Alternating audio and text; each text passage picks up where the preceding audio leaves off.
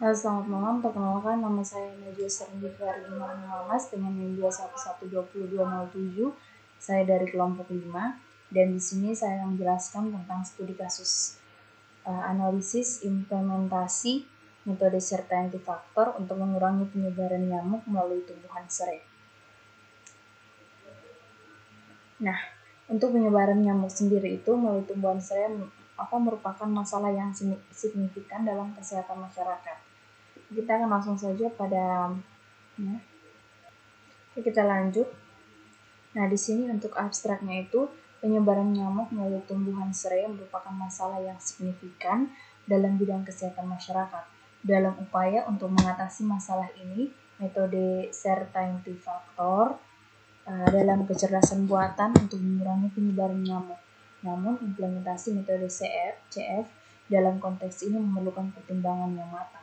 Itu misalkan dimana kalau kita ingin membuat suatu penemuan, berarti itu harus memerlukan pertimbangan yang matang, terus harus ada prosesnya juga. Nah, latar belakang masalah ini melibatkan beberapa aspek penting.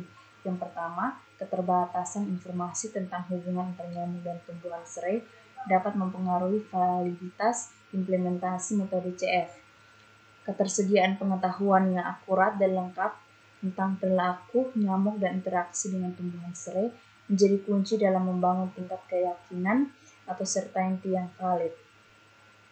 Selain itu, kompleksitas ekosistem juga menjadi tantangan dalam implementasi metode CF, di mana penyebaran nyamuk melalui tumbuhan serai melibatkan faktor-faktor ekologi yang kompleks seperti suhu, kelembapan, dan keberadaan predator alami. Mengisolasi efek tumbuhan serai dalam penyebaran nyamuk menjadi hal yang kompleks, dan metode CF mungkin mengalami kesulitan dalam mengatasi fluktuasi spasial dan temporal yang terjadi. Namun, kemarin pada saat saya mengikuti kegiatan di Undanah, kebetulan ada teman mapel saya juga yang beliau mengambil jurusan sains dan dia itu sedang meneliti tentang tumbuhan serai untuk yang nyamuk tersebut. Dan saya berharap bahwa metode CF juga membantu untuk mengatasi fluktuasi spasial dan temporal yang terjadi dan keterkaitan antara perilaku nyamuk dan interaksi tumbuhan serai. Selanjutnya, penting untuk mempertimbangkan kesulitan dalam mengukur tingkat keyakinan dengan metode CF. Karena kalau misalkan diukur secara langsung, berarti seseorang yang betul-betul mengambil alih tentang serai dan nyamuk itu sepertinya harus mencari tumbuhan serai, lalu kompos tanaman serai tersebut mungkin hingga berapa hari, lalu harus diurai lagi, lalu harus dikeringkan, di blender atau semacamnya, itu sehingga menjadi pemberian bobot atau skala dalam tingkat keyakinan dan mempengaruhi pada hasil variasi antar ahli dan subjektivitas yang tinggi. Perlu diketahui adanya pendekatan yang konsisten dan valid untuk mengukur tingkat keyakinan dengan metode tersebut. Dalam konteks ini, metode CF juga bergantung pada data dan pemodelan yang akurat. Diperlukan data yang referensatif dan model yang valid untuk mendukung pengambilan keputusan yang handal. Itu seperti kalau model yang valid itu lebih tepatnya untuk tumbuhan serainya ya. Jadi tumbuhan serai itu kita harus mencari dan menyimpan tumbuhan serai, mungkin dikeringkan ataukah dibuat pupuk kompos untuk mengambil sari atau inti dari serainya tersebut untuk diteliti lebih lanjut. Nah, sedangkan validitas dan kehandalan hasil analisis itu diperlukan penelitian yang mendalam, pemodelan yang akurat, validasi yang baik, kombinasi dengan metode lain, dan melibatkan ahli yang berpengalaman dalam bidang etimologi atau iektrologi juga penting dalam memperkuat implementasi metode CF dalam mengurangi penyebaran nyamuk melalui tumbuhan serai. Nah, di sini ada pendahuluan. Pendahuluan itu adalah salah satu metode dalam kecerdasan buatan yang digunakan untuk mengukur sejauh mana suatu fakta atau pernyataan dapat dipercaya. Nah, metode tersebut mengatasi ketidakpastian dan ambiguitas dalam sistem yang dianalisis. Banyak sekali konteks mengurangi penyebaran nyamuk melalui tumbuhan serai. Penggunaan metode certainty factor perlu diperhatikan dengan beberapa latar belakang masalah berikut seperti keterbatasan informasi. Keterbatasan informasi juga AI saya rasa belum terlalu cukup mengetahui tentang yang lebih spesifik tentang tumbuhan serai dan kaitannya dengan nyamuk. Lalu untuk kompleksitas ekosistem. Nah, untuk ekosistem tersendiri, penyebaran nyamuk melalui tumbuhan serai melibatkan faktor-faktor ekologi yang kompleks. Jadi di mana kita mungkin bisa mengetahui tentang suhu, kelembapan, keberadaan predator alami, namun kita belum bisa mempengaruhi tumbuhan serai terhadap penyebaran secara pasti dan mengisolasi efeknya itu bisa menjadi suatu tantangan dalam penelitian. Yang ketiga itu ada variabilitas spasial dan temporal, di mana penyebaran nyamuk dan keberadaan tumbuhan serai dapat bervariasi secara spasial dan temporal.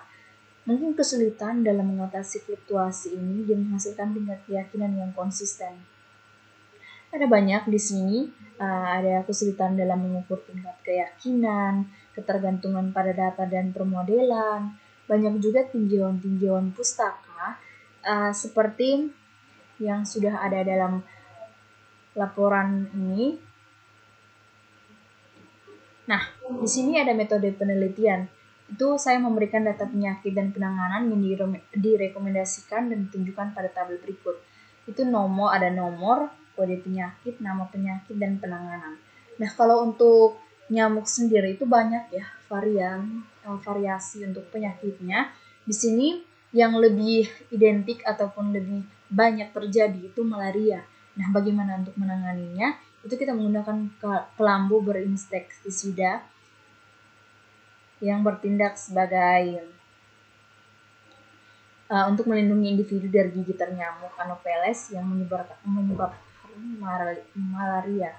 Nah, yang kedua itu ada kaki gajah.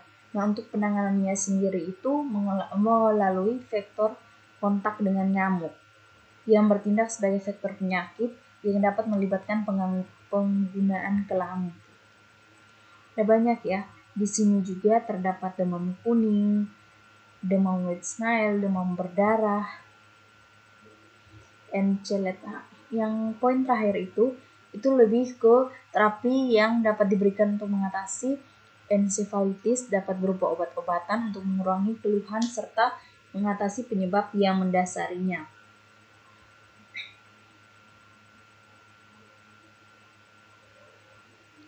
Kita lanjut. Di sini tuh ada banyak sekali tentang keluhan dapat berupa otot penghilang nyeri, obat antiinflamasi, obat anti kejang, sedangkan obat untuk mengatasi penyebab encephalitis tergantung dari penyebab pastinya. Apabila disebabkan oleh virus, maka diberikan obat antivirus. Sedangkan apabila disebabkan oleh bakteri, maka diberikan terapi antibiotik. Nah, selain itu dapat pula diberikan terapi suportif untuk menunjang daya tahan tubuh seperti bed rest atau istirahat total. Pemberian cairan tambahan melalui infus, terapi rehabilitasi untuk mengembalikan kemampuan gerak, berbicara, psikologis, dan sebagainya. Nah, pencegahan terhadap risiko terjadinya encephalitis juga penting untuk dilakukan pemberian vaksin agar dapat mengurangi risiko tertular, terutama dapat diberikan apabila berencana pergi ke daerah-daerah yang sering terjangkit encephalitis. Nah, upaya pencegahan lainnya yakni menjaga dengan rajin mencuci tangan, tidak menukar alat makan sembarangan, serta menggunakan obat anti nyamuk untuk menghindari gigitan nyamuk yang membawa virus. Nah, untuk jurnal penelitiannya akan dijelaskan oleh teman saya Christine Gelu yang akan diuploadnya pada YouTube pribadinya.